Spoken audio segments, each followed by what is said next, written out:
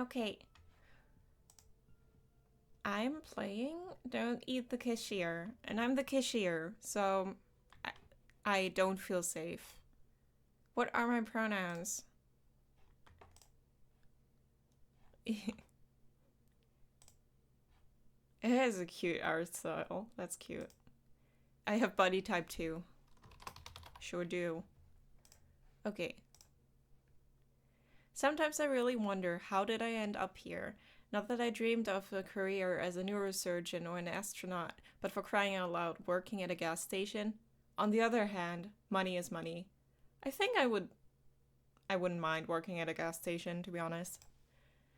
I sent out resumes to every conceivable and inconceivable place, applying for every position where I could somehow use my degree in art.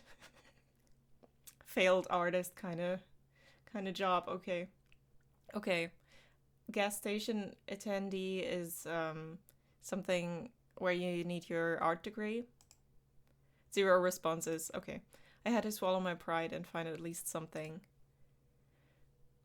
I found this note stuck to the glass of the bus stop. Human organism wanted for work at gas station.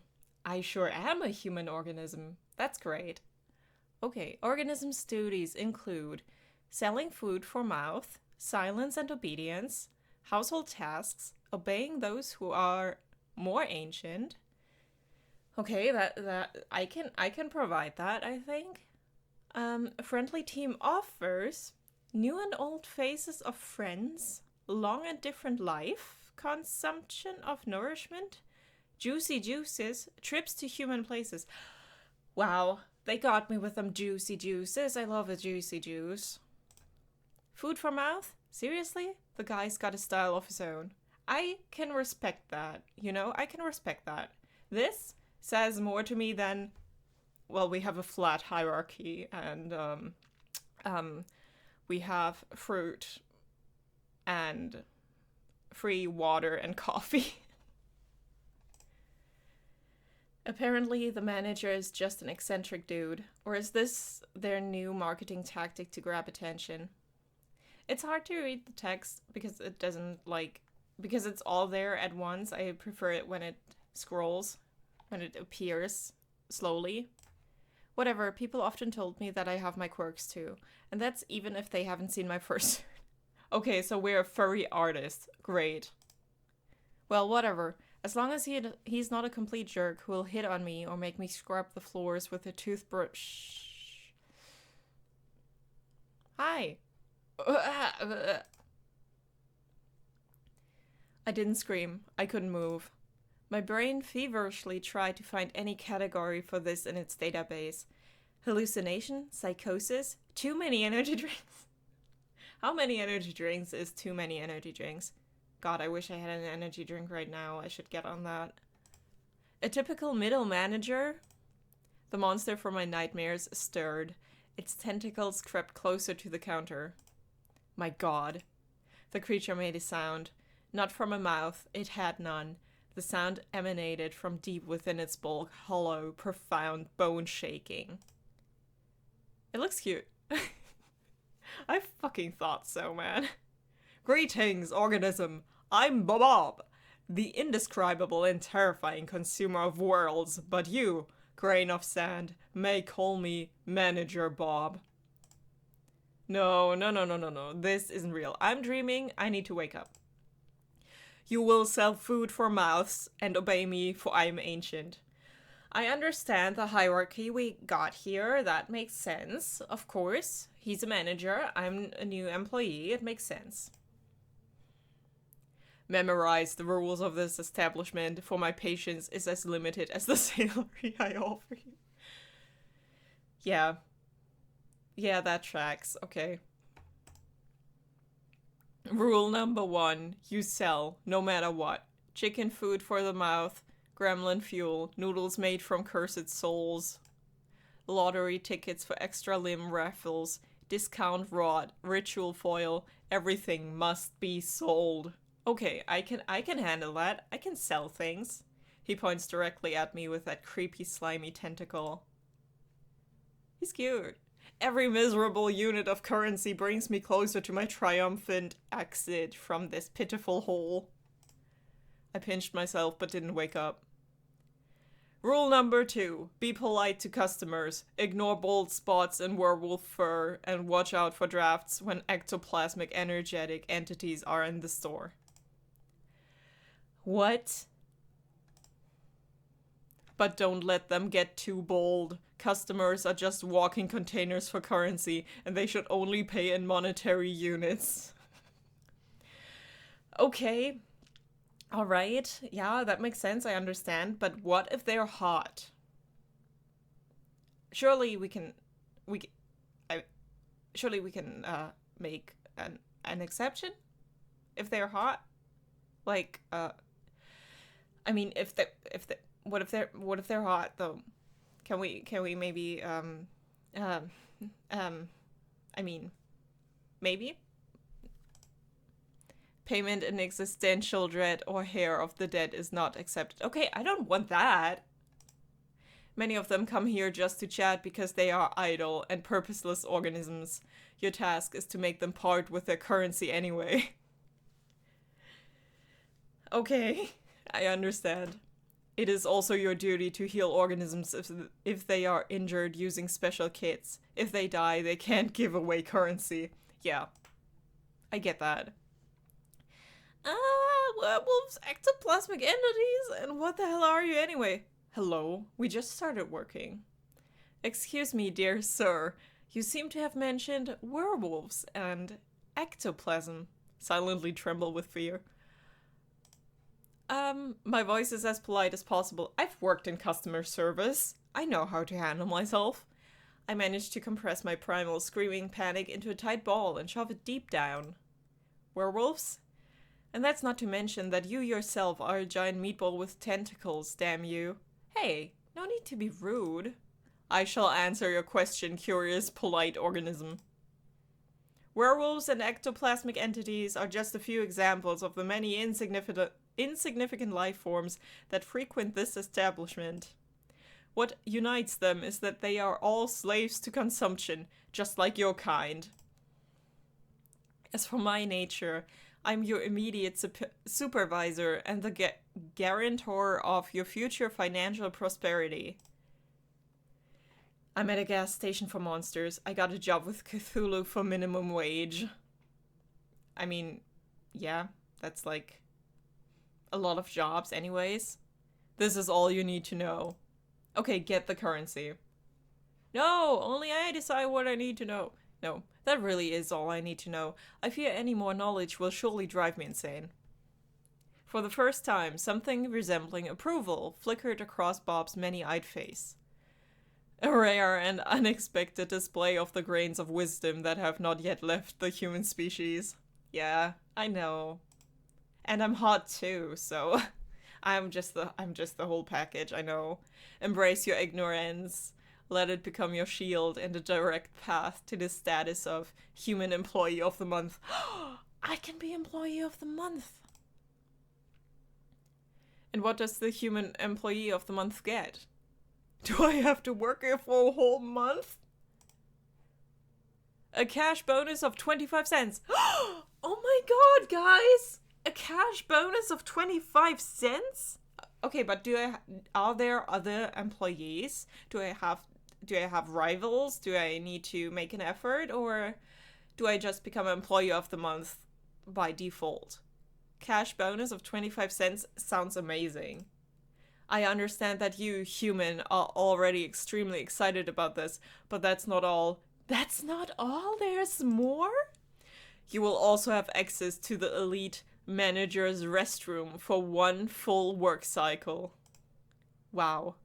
During its use, there is only a 7% chance that you will be transported to a dimension of endless pain, suffering, and unimaginable torment. Yeah, I've been to public bathrooms. Truly generous.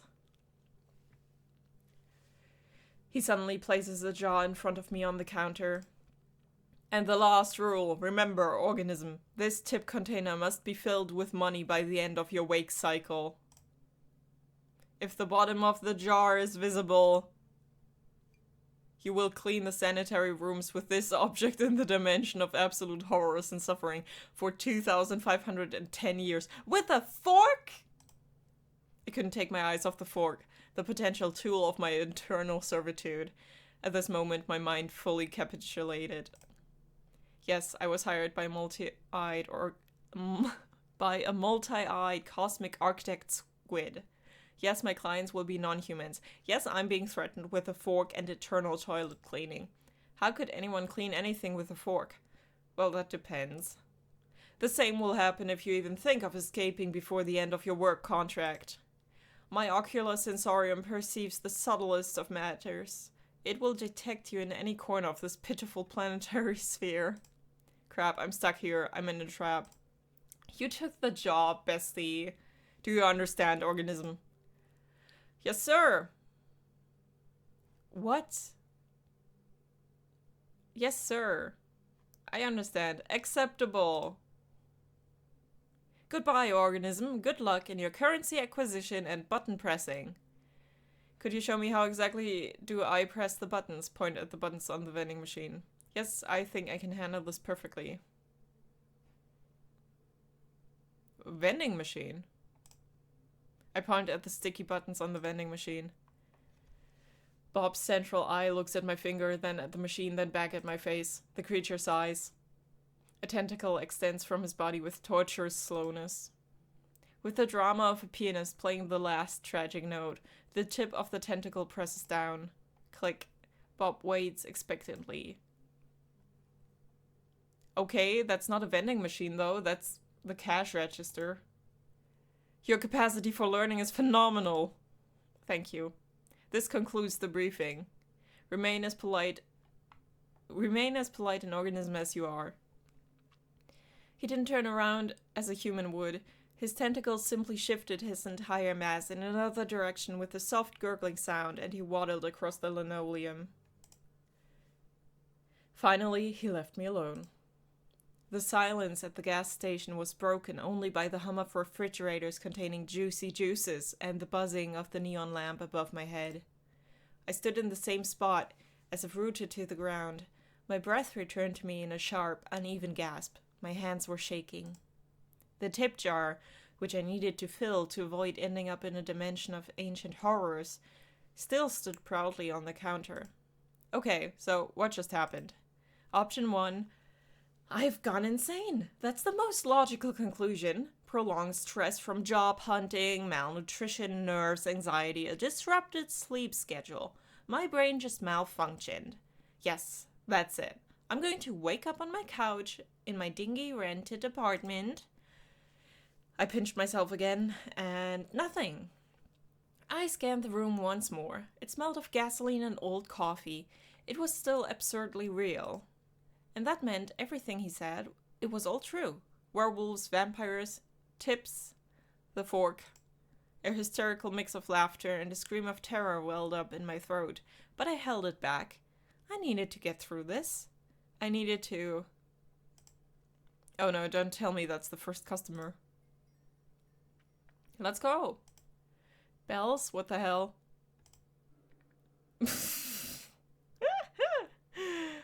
Shit. Where the hell did this clown come from? Well, I assume he walked through the door.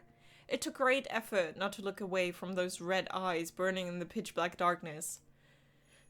Is he amused? Is he wondering if I'm tasty? Bob didn't exactly give any guarantees that I wouldn't get devoured at work.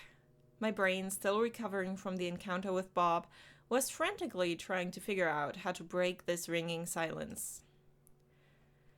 You can't just appear with the sound of a creepy piano, sir. Isn't it strange that I work at a gas station for a couple bucks, yet you are the one who wears the jester's hat? Good evening, sir. What would you like to purchase? I'm just a miserable, tasteless cashier. Good evening, sir. What would you like to purchase? Purchase? I would like to purchase your attention. Well, you got my attention, so what would you like to purchase with your money now? I suppose that's free. It's sort of included in the service package. I suppose it's free, but only for you, sir. You're lucky, esteemed sir. My attention is on sale today. I'm not sure that's on the sales list. However, there's plenty of other things. What would you like to purchase? I suppose that's free. It's sort of, well, you're lucky. My attention is on sale today. Ah, a bargain. Yeah. But but is it wise to put your best merchandise on discount? Oh, what a charmer. Anyway, I adore good bargains, especially when they are absolutely unfair. In a truly fair world, my dear soul, you'd be worth more than $6 an hour. Can a mere piece of paper reflect your uniqueness? Can even 6 of them? Not even 20 could. Oh, she's saying I'm worth more than $20. Okay, that's, nice, thanks. And I wouldn't mind 20 extra pieces of measly paper. Sigh. My god, another crazy person with a strange way of speaking. Huh? This is just how... Okay, never mind. That's just how I talk, but okay. And it seems he's in the mood for a chat. So, what is a beautiful, charming soul like you doing in such a dreadful, dirty island of misfortune? Or rather, what is a place like this doing with such a charming soul as you? Oh wait, where are my manners? I suppose I must introduce myself. I have many names, most of which are not fit to be spoken in the company of a lovely, noble soul. The nicest I've heard is the Mad King. Oh yeah, that sounds very nice, thank you. A title I plan to pass from me to myself for the coming centuries. However, my mortal mother named me Deiran. Or Deiran, I don't know. Now may I have your hand? Sorry, my mother told me not to offer my hand to strangers or any other parts of me, sir. Oh, your highness. He bursts into genuine, booming laughter. Your mother was truly a wise woman.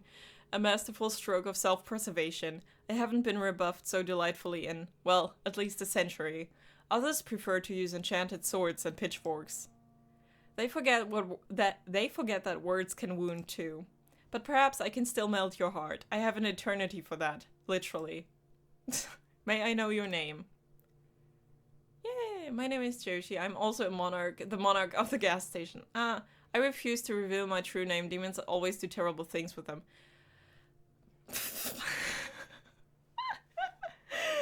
My name is Joshi, but my friends call me Big D, or they would if I...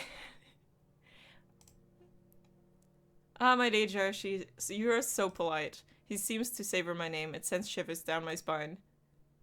And that politeness again, as dry and bland as the rations I give my soldiers, the most creaky of all the decrees I've signed. And I've signed decrees that require people to weave ropes from sand, just for fun, mostly mine. Polite people never risk anything. No friends, no enemies. How's that interesting? Imagine how wonderful it would be if we became enemies. Those would be the most interesting few seconds of your life. Or friends, then it would be a delightful eternity. Or lovers, wink. Honestly, I'm ready to become anything for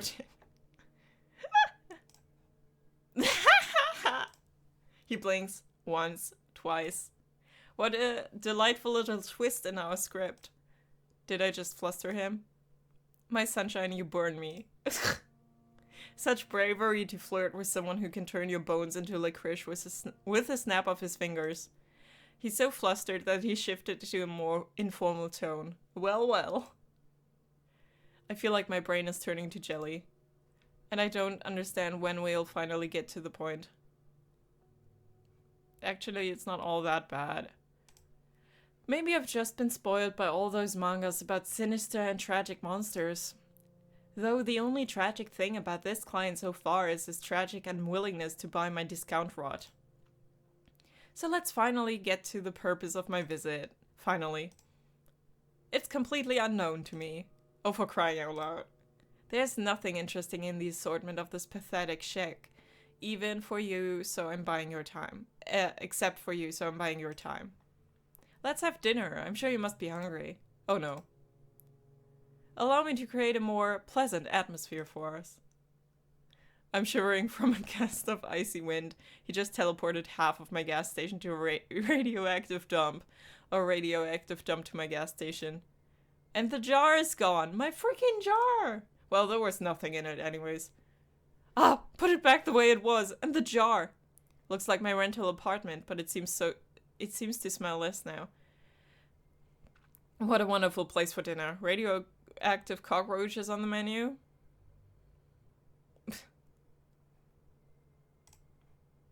My dear, I suspect that your life hasn't been easy, but was it really that bad? Don't worry, I won't abandon a liege in distress. Just say the word and I'll relocate you to one of these incredibly cozy dwellings. I'm sure the local cockroaches won't mind, and together you can fully enjoy the scent of atomic decay. However, I can't go long without familiar landscapes. Already ruined lands make me melancholic because all the fun has happened without me. Disgusting. Allow me. This is something seemingly less radioactive. Amazingly, I haven't thrown up yet. It feels like I've been flushed twice through an interdimensional toilet. I clear my throat. Seems like I'm sitting at a table. Much better, wouldn't you agree? Couldn't be better. It's beautiful here, and strange. Is this your home? I prefer the dump. Well, maybe. Words of a true poet, Yoshi, my two favorite categories. Strange and beautiful. This place is much more than a home. It's my cage, and my greatest canvas for creativity. Every ugly tree, every mad toad, every eye-bearing mushroom, it's all a piece of me. A marvelous place, except when the rocks grow legs and start running. Including those that people make their homes out of. And now you're part of this place too. Isn't it wonderful? I'm slowly getting used to the landscape. The fireflies here are quite charming. But it'd be better without that frog with a human face. The frog notices me too. It lets out a sad croak and then looks at me with an expression of deep existential despair. Say nothing about that. Who is that? That's Lorre, one of the brave souls who dared to challenge my authority, my dear friend who once walked the path of adventure. However, he didn't foresee the possibility of being turned into a frog on a whim. He even tried to wield a sword with his tiny froggy legs. Fought to the end, a true warrior. Now, however, his foes are mosquitoes and bigger frogs. Tell me, dear, does he bother you? His little existential froggy crisis, I mean. Is it ruining the ambience? Is this frog bothering you? He looks at me with an interested expression. Hold on, I don't want to make a decision yet. What exactly did Lorre do? Yes, please disintegrate him. Can you remove him gently? He's suffered enough. I don't mind. No, I want him to watch.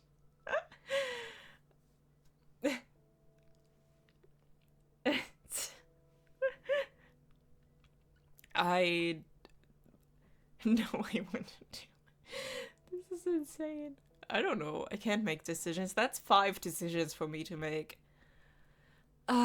It's really hard to tell when you don't know what kind of vibe a game has yet. So you don't know. Like, one time I played the KFC dating sim and couldn't answer a question about dogs because I don't know anything about dogs, and it gave me a game over. So since then, I've been scarred ever since.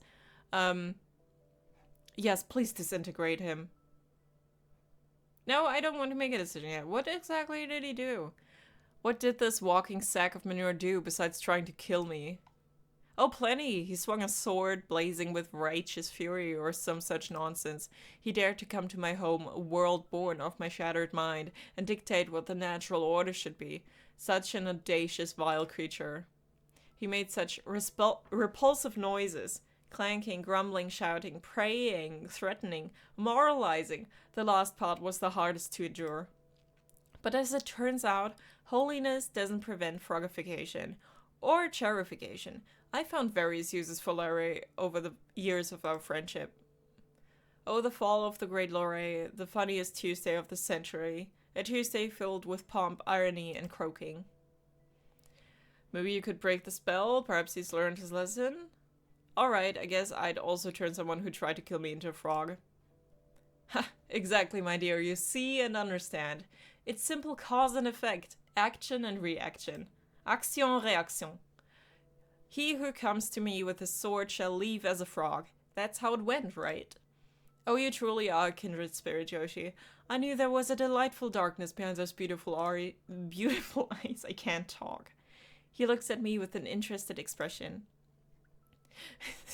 Now he can be like, yes, please disintegrate him. No, I want him to watch. Watch life pass him by, see us enjoy a dinner of more than just mosquitoes and swamp water.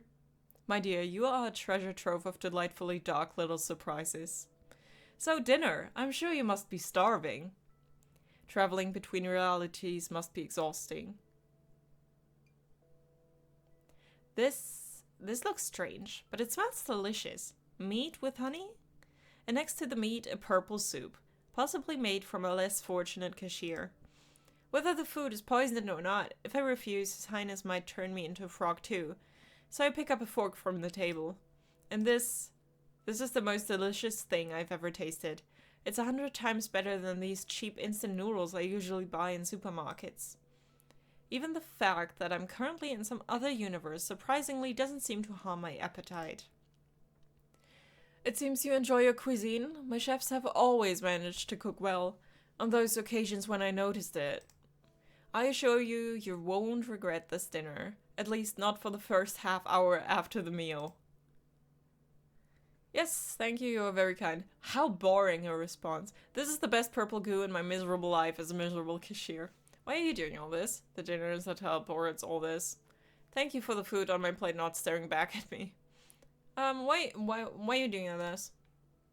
Why? What a delightfully pointless question, even by my standards. I do it because I can. I do it because the alternative is crushing, grey, predictable boredom. Boredom, boredom, boredom. I brought you here, Joshi, because for the first time in a very, very long time, you are not boring. Because you fear me less than my subjects do, and you can hold a meaningful, albeit questionable, conversation, unlike my subjects. Believe me, when your interlocutor mind is as sturdy as wet paper, all the joy of conversation quickly evaporates. Maybe it's because you keep turning them into animals? No, I'm staying silent. I'm not meaningfully chewing on the mysteriously sourced meat. Best not to delve into this. I poke at the food with my fork and watch the peculiar scenery from the corner of my eye. A silence hangs between us that might even be called cozy, were I under heavy narcotics. Don't ask silly questions, return to eating. What's your favorite animal? Glad you asked. It's right here on our plate. Just kidding, but I do need some time to think. Let's see, the riding flea has its own charms, very disgusting ones. Carnivorous butterflies are beautiful, but they're dumb and noisy. And as we know, only what's empty inside makes a noise. Or what's in my head. It's always ringing. I think it's a dog. It loves its owner with all its heart, whether they're a saint or a serial killer, and doesn't notice the difference. It lives in a constant joyful state of blissful ignorance and misplaced enthusiasm. A creature that finds endless joy in the utterly meaningless. It's truly inspiring. Dogs are the jesters of the animal world, and I adore them for it. Especially the small, wrinkly ones. And what about you? Cats. To them, we're probably the jesters. Oh, indeed, they are the true rulers of this reality, tiny furry gods of apathy and disdain, and we are their obedient, foolish caretakers. But I've been lucky enough to escape the tyranny and instead enjoy my own, and feed those around me. I return to my meal, and just as I chew another bite, I hear His Highness's voice. By the way, how does the meat taste? Is the human flesh tender enough? My fork freezes halfway. Pretty sure that's a joke. Not as tasty as the one I had the day before yesterday. Chew while looking him in the eye. You are the law here. Yes, thank you. Quite tender. And while most nobles would faint or have a fit, you mind your manners. Charming. But don't worry, my little polite marble statue. It's just venison. As far as I can tell by taste, not very intelligent. It's definitely not Timmy, our carpenter, who unexpectedly disappeared near the large kitchen cauldron perfectly sized to fit in it. Definitely not. I've personally issued several decrees related to cannibalism, perhaps even concerning its prohibition, but that's besides the point. Yeah, I see. Oh, oops. I rarely have visitors, and I'd like to tell you about other interesting guests. After all, it's the most fascinating thing I can share with you. For a place where mushrooms with eyes grow, it can be incredibly dull here. Shadows in the clearing thicken and stir. They detach from the gnarled trees, rising up from the ground like black ink, and spread across the wall. Dancing and intertwining, they prepare to perform at their master's whim. Behold this incredibly crooked castle, my dear. Crooked to the point of absurdity, sadly. In reality, its curves look far more aesthetic, but give the creator some leeway for expressiveness. Many brave and not so bright souls have tried to conquer this terrifying, dark, eerie, crooked castle. Too many adjectives, so many that it became even more crooked. You see, the dreadful monster living there never liked being distracted from its important duties. Terribly important duties, like having long, deep conversations with its own reflection or concocting recipes with raisins. So far, the scariest thing in this story is the presence of raisins. Yes, you do understand, they are real horror, aren't they? Tiny shriveled bits of deception. They pretend to be sweet, but they are just made to ruin. They ruin lovely cookies, ruin family photos. They have no place in civilized society. Oh, how I understand them. The monster was a tyrant, menace. He sowed chaos and disorder, mostly on purpose. He had countless opportunities for creativity and wasn't afraid to use them. He made some people believe they were pigeons and others that they were grains. He wouldn't allow his best servants to have windows, fearing that the moon and both suns would get envious and want to take them away, and he demanded they seal the gaps in the doors as well.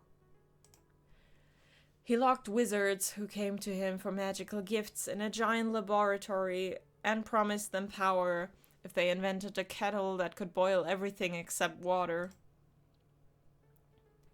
Did they eventually invent the kettle? Invent it! Oh, they did much more. After 11 years of failed prototypes, a few explosions, and chemicals running away on their own legs, they succeeded. The kettle could boil even bright memories, but not water. Water would instantly freeze, explode, and file for divorce. I immediately rewarded them with a new invention idea. A cup with a sealed top and without a bottom. Let's see how they handle that. But I digress. But behold, a ray of light in the dark kingdom, the first hero, Solaray the righteous in all his clanging, self-important glory. He took a knee to rest briefly, because the weight of his righteousness was bad for the health of his poor back. Following rumors spread by the same monster, he fought his way through the monster's loyal subjects too. By the way, where did he even find them? Most of my subjects are too busy contemplating the color of suspenders for their suspenders, or lamenting their fate. I cherish them in their imperfection. Anyway, it doesn't matter. They were probably the most restless of them. Every story needs minions. In any case, our hero descended into the Grotto of Despair. The Grotto of Tentacles? I imagine the most sinister name you can conjure. Imagine the most sinister name you can conjure. The Grotto of my parents' disappointment in me. Grotto of Kidney Stones. So... Oh, but if they could see you now, you're at a royal audience, they would be proud of you. No, actually, they wouldn't be proud if they got to know me better, but in that case, it's good too. You won't be alone under the weight of their disappointment. But let's not get sidetracked. Into the grotto of your parents' disappointment in you, our hero descended to retrieve an artifact capable of defeating the Monster King. The Ring of Incredible Power. Has a smiley face on it, that's nice. A bit shoddily crafted, but I assure you it looks more aesthetic in real life. I see.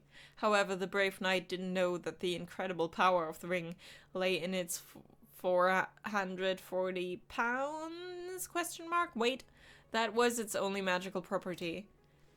The only incredible thing about this ring was its incredible stupidity and uselessness.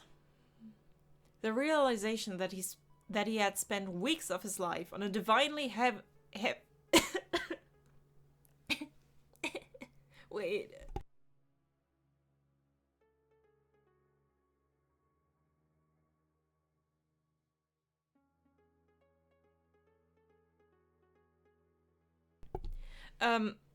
The realization that he had spent weeks of his life on a divinely heavy paperweight, and the sudden crushing thought that he should have become a baker instead of a hero just to get some sleep.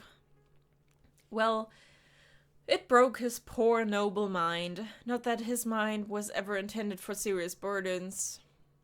No, the night. Yes, to hell with you, night.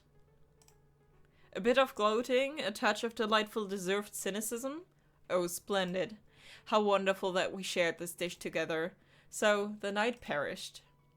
But then along came Elmer Eagle Eye. They say he earned his nickname by escaping from an enemy fortress. On the third day of his captivity, he noticed that his prison cell was lacking the fourth wall. Okay. An archer of legendary skill who tried to kill me with a precise shot, constantly. During breakfast, while bathing, at balls, during sleep, and even while I was devising a plan to get rid of him. The audacity. I hate just killing them. Turning them into madmen is much more fun. And I bestowed a little curse upon the elf as well. I made it so that every time he drew his bowstring, he'd hear the most annoying melody to his ears. Elmer was a terrible racist. He hated dwarfs, so naturally the melody became the national anthem of the dwarfs, played in a loop by a bagpipe orchestra. The pure rage it provoked derailed his aim every time. Eventually he stormed the castle, dropped his bow, and begged for a job at my court in exchange for changing the song to anything else. He was desperate, and I was a villain. Everything aligned incredibly well.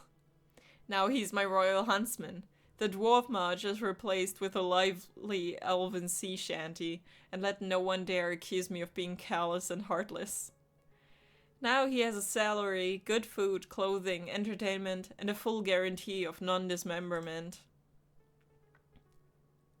Ah, you missed the opportunity to change his dwarf national anthem to dwarf serenades. Joshi, where were you before? Hoarse odes and comparisons to long stalactites, endless rhymed verses about the shine of the beloved's beard. It's a refined devilish thing. Why didn't I think of it myself?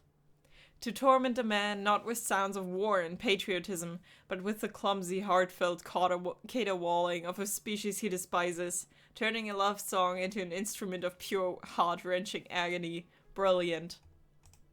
Well, I'll steal your idea for the future. And finally, the witch, in a classic giant hat, under which you could easily fit another witch. She tried a different approach, seduction. She attempted to charm me, to gain my trust, to become my spouse. A fatal miscalculation. She didn't consider the fact that I never trusted big hats, or people, especially when both come hand in hand. And those who wear suspenders and a belt at the same time. A person who doesn't even trust their own pants certainly doesn't earn the trust of His Highness. Then again, I don't trust His Highness either. I don't trust myself, especially the left side of my brain, especially on Thursdays. But back to hats. I hate big hats. I adore big hats. Hats don't evoke any particular feelings in me. I adore big hats. Oh dear, don't even think of wearing them around me. At best, I'll turn it into a smaller hat, and that's if I'm in a good mood. At worst, badgers. Lots of very angry badgers. Meanwhile, the witch was quite avert in her murderous intentions, jingling with all her concealed weapons. Oops. Oh. Clicked out of the game. There we go. Why does a witch need so many hidden blades? She must have been very bad at witchery. In any case, she now resides in my dungeon. And you see, I haven't decided what to do with her yet. Her fate is a blank slate, a story yet to be written, so I offer you the pen. I simply adore random choices. Give me yours, Joshi. What punishment befits her? What? Does he really want me to decide what to do with a real person? Can he even save her? Look, the point isn't to save her. The point is not to save her, hello. And does it matter what I choose? Everything here follows his whims anyway. But as long as I play the circus monkey, I have a chance to get out of here alive. Well, I don't like your outlook on life. Okay? I don't like your outlook on things right now. I know I'm playing this character, but I do not appreciate this. I was having a conversation with this man. We were going back and forth. Hello? I was just having a normal conversation. Maybe I should just entertain him? Damn, what should I do? I think the craziest thing would be to spare her. No one would expect that. Turn her into a hat, a small one. I refuse to decide her fate. Well, I don't like any of these options. I feel like this is uninspired, this is boring, and this is also boring. This is so, nah.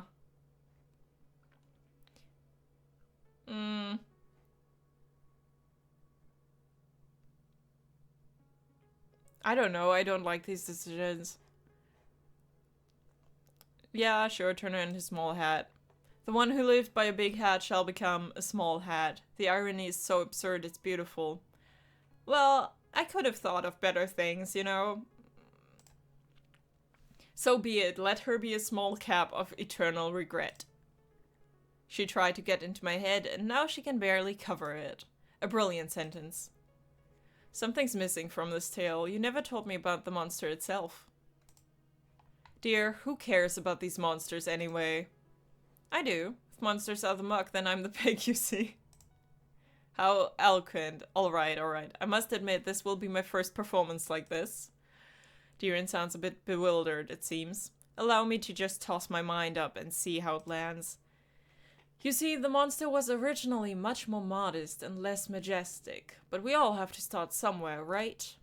Then my head suddenly became a bit crowded. First whispers, then arguments, then full-fledged discussions that had to be participated in, and involved inanimate objects. Guests in a jar, doors, closets, even in cookie jars. Every container a potential foe, and I was surrounded by containers. To be fair, sometimes they told funny stories.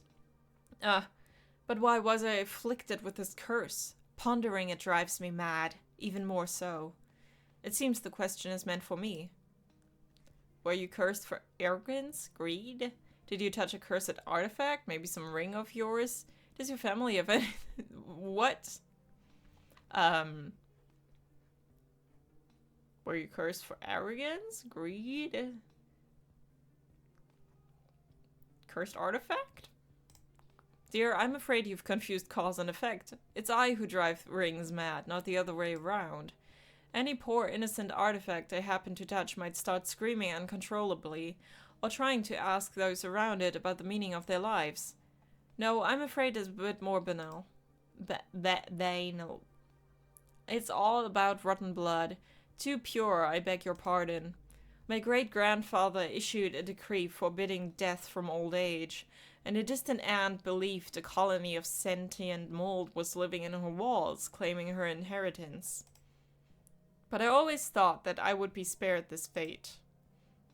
I had to be temporarily isolated, to avoid embarrassing guests at royal balls with the young prince pointing at noble lords and saying, "Ha-ha, the gnomes finally got out from under my bed." What a misfortune for the entire family, except for those in line for the throne before me.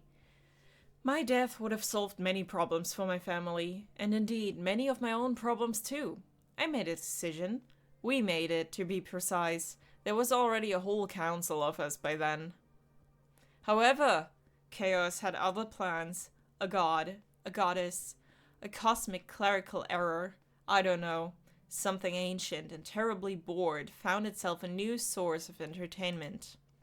It offered me a throne, my own corner of reality to rule, where the fragments of my mind would become the laws of the land. No more restrictions or pants for my subjects, if I wished. My subjects, at first they disagreed, but then they came to terms. Or their minds changed to fit the new realities. And here I am. A dramatic silence ensues. Perhaps I am the first being to hear the story in the centuries of his existence. I must choose my next words carefully. Quick save. Will you give me a tip? I really sympathize with you and all your multiple personalities. So you're still in a cage? It must be rather lonely here. How can you just lock a family member in a tower? It's unthinkable. Thank you for a story. So you're still in a cage? Must be rather lonely here. No cages. More like a playground with surprisingly silent infants. But I don't blame them. I have the best shovel. It's no wonder I embarrass them so much. Or maybe it's because I love to create explosions. Tell me, have you ever been exploded? Or no, don't tell me. Let it be a surprise. Do you really sympathize with someone who dragged you into his dimension to tell silly stories and feed you purple goo? People never cease to amaze me.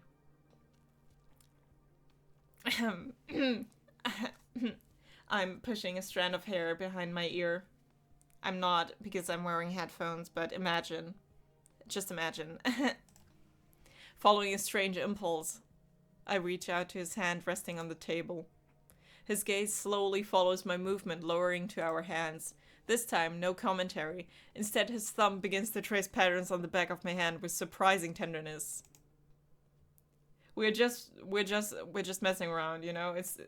That's just how things are. We just say whatever we want, even if it's weird as fuck. That's just how life works, you know? Sometimes that's just how things work. Oh, hold on.